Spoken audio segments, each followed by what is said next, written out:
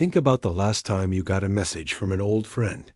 Hey, stranger, long time no see. It feels good, right? That reconnection. You start catching up, and then it appears. I've been working on this amazing new project. It's changed my life. And I thought of you. Your heart sinks. You know what this is. It's not a catch-up. It's a pitch. This is the modern gateway to one of the oldest, most persistent, and most psychologically brilliant financial models in the world. The multi-level marketing company, or MLM. And despite everything we know, despite the documentaries, the lawsuits, the countless stories of financial ruin, it not only survives, it thrives. Why? What if the secret to MLM's endless reign has nothing to do with the quality of their products, and everything to do with the quality of their trap?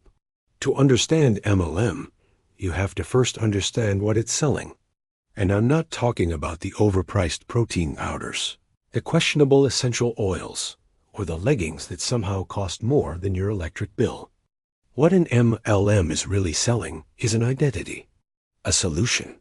They sell a fantasy of freedom. Freedom from the 9 to 5. Freedom from a boss. The ability to be a CEO of your own life, all from your smartphone. They sell community, a sisterhood, a tribe. For a new mom feeling isolated, for a recent grad feeling lost, for someone stuck in a dead-end job feeling invisible, this offer isn't just a business opportunity. It's a lifeline. This is the first psychological masterstroke, exploiting a need for purpose. They don't recruit you to sell products. They recruit you into a mission. You're not just selling shakes. You're transforming health. You're not just selling makeup. You're empowering women. This higher purpose is a powerful motivator. It makes the work feel meaningful, and it makes criticism of the company feel like a personal attack on your mission. Then comes the second hook, the cult of hustle. The language is meticulously crafted. You're a boss babe, a go-getter. You're building an empire. This language inflates your sense of self and frames the immense struggle ahead as a heroic journey. It's you against the world, the haters, the negative people, which often includes concerned family and friends. Your upline, the person who recruited you, becomes your mentor, your cheerleader, your best friend. They shower you with validation you might not be getting elsewhere. This creates a powerful emotional dependency. To question the business is to question the person who believes in you most. Now, let's strip away the emotion and look at the cold, hard mechanics. How does the MLM model actually work? Imagine a funnel. A normal business funnels money from many customers to a single company.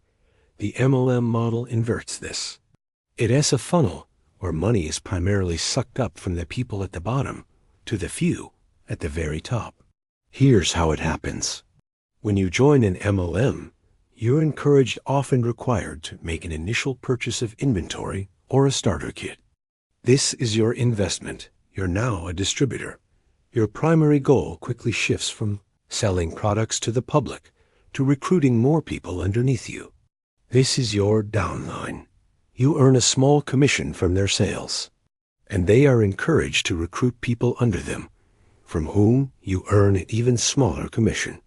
This structure is mathematically doomed for the vast majority. It's a simple numbers game. For everyone to recruit just 5 people, you'd need a population larger than the Earth in just a dozen levels. It's impossible. This is why the focus is never on retail sales to actual customers. The real customer is the distributor themselves.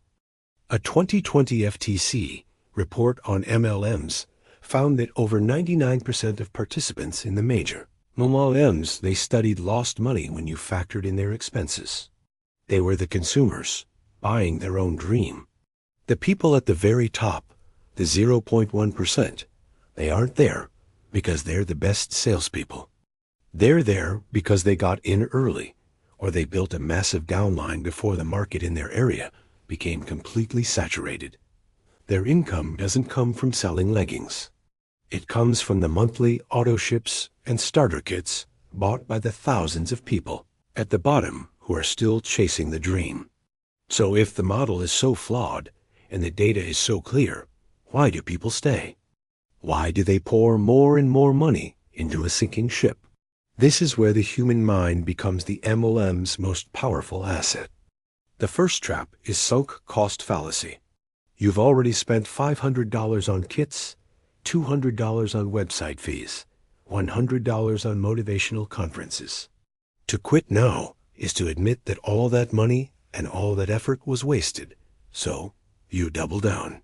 You think, I just need to recruit 2 more people to break even. The goalposts keep moving, and you keep chasing, desperate to validate your initial investment. The second, and perhaps most brutal trap, is cognitive dissonance. This is the mental discomfort you feel when you hold 2 conflicting beliefs. Belief A, I am a smart, capable person. Belief B, I have lost $5,000 and alienated my friends in a business that isn't working. Belief B is too painful to accept because it directly contradicts belief A, so your brain protects itself. It doesn't change belief A. Instead, it rationalizes belief B. I didn't fail because the system is broken. I failed because I didn't hustle hard enough. I didn't make enough calls. I wasn't positive enough. They blame themselves, not the model. This is a tragedy. The system trains you to internalize its failure as your own personal failing. And the community reinforces this. When you start to struggle, your upline doesn't tell you to quit. They sell you the solution to the problem they helped create. They sell you more training, more motivational books, more energy. They tell you to cleanse your circle of anyone who doubts you. This isolation is a classic cult tactic. Soon, the only people you're listening to are the ones inside the bubble, all repeating the same mantras, all pretending everything is fine. So the company makes money from the distributors. The top 1% get rich, and the bottom 99% burn out, broke and disillusioned. The model seems like it should collapse, but it doesn't, because the culture is built for renewal. When one person quits, they are simply replaced. The market is endless.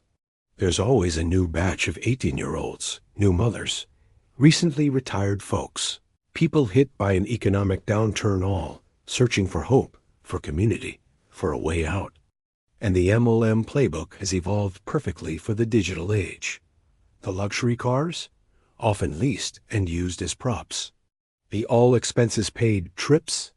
The company might cover a fraction, but the distributor usually pays the bulk, framing it as a business expense. It's a performance, a carefully curated highlight reel designed to bait the next wave of recruits. They've also co-opted the language of empowerment and entrepreneurship. They've positioned themselves as the alternative to the corporate grind, making traditional jobs seem like the riskier, less fulfilling path. It's a brilliant, if sinister, rebranding of a deeply flawed system. The reason it feels like a never-ending financial culture is because it's not fighting an economic battle. It's fighting a psychological one. It's not selling a business plan. It's selling an antidote to anxiety, a shortcut to significance. And as long as people feel unfulfilled, isolated, or financially insecure, the MLM will have a target market. The next time you get that message from an old friend or see that flawless Instagram story, see it for what it is. It's not really about the products. It's not even really about the money. It's about the timeless human yearning for belonging, for purpose, and for a story that tells us we are more than what we are. The MLM didn't create that yearning. It just became one of its most efficient and most devastating distributors. It's a culture that promises you a tribe in exchange for your wallet, that sells you a dream funded by your own reality. And it's a cycle that will never truly end, because the one product the MLM is truly masterful at selling is hope itself.